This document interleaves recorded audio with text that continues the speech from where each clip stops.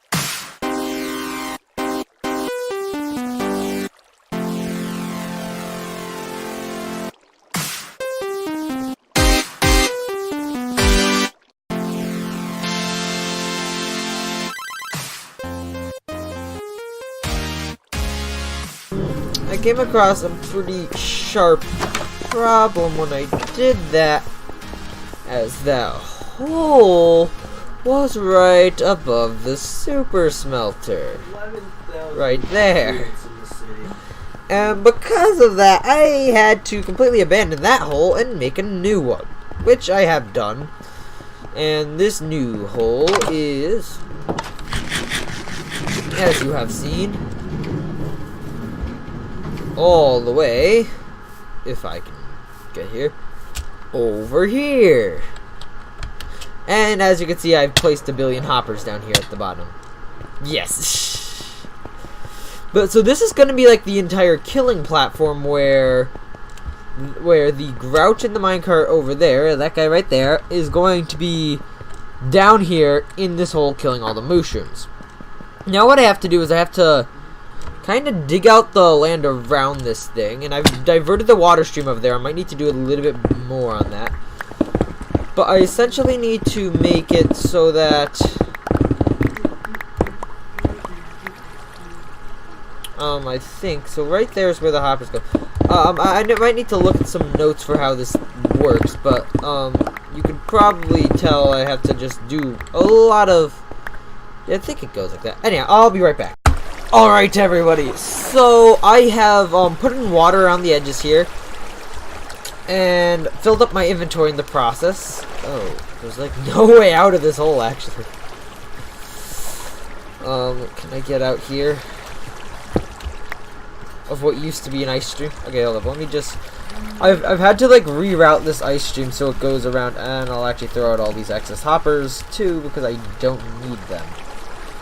Alright, so what I need to do now is I need to grab some mycelium. So I'll go to that. I'll put in the 1 or 2 spawning platforms that I'm gonna have, because in 1.13 it's actually beneficial to have the least number of spawning platforms you can as low as possible. So pretty sure mushrooms are like 1 block tall, so I'll see about that. Get right back to you.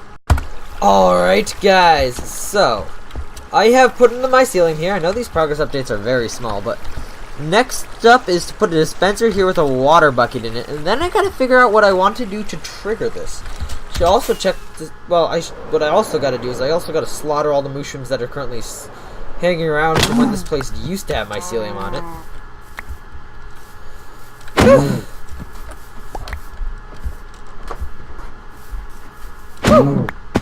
Yeah, anyhow, that's what I gotta do next. I think I might actually have some dispensers laying around. I'm not sure if I do, because they are quite annoying to make in batch. But I probably do somewhere. Let me just see if there's any more laying around. More of these cows.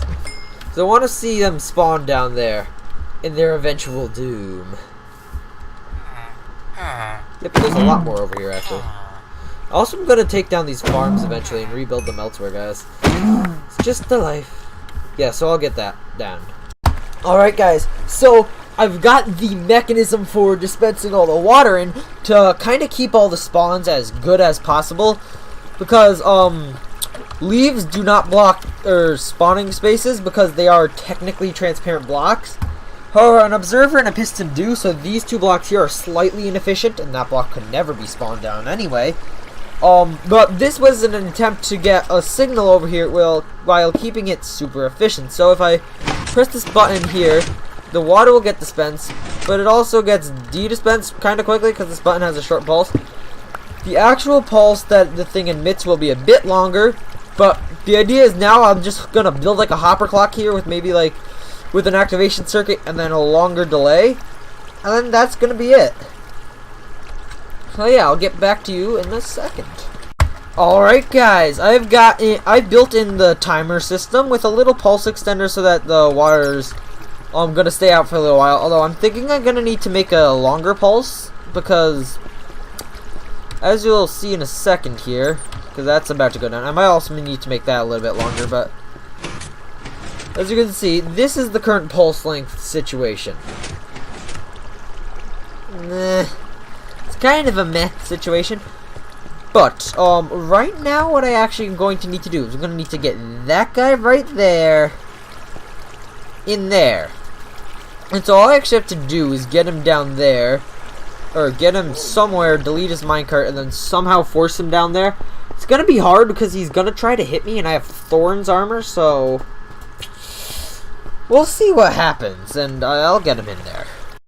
Alright guys, so it took me a little while, but I got the annoying guy in there, as you can see, and I actually got him renamed correctly so that it'll kill anything. It'll kill anything.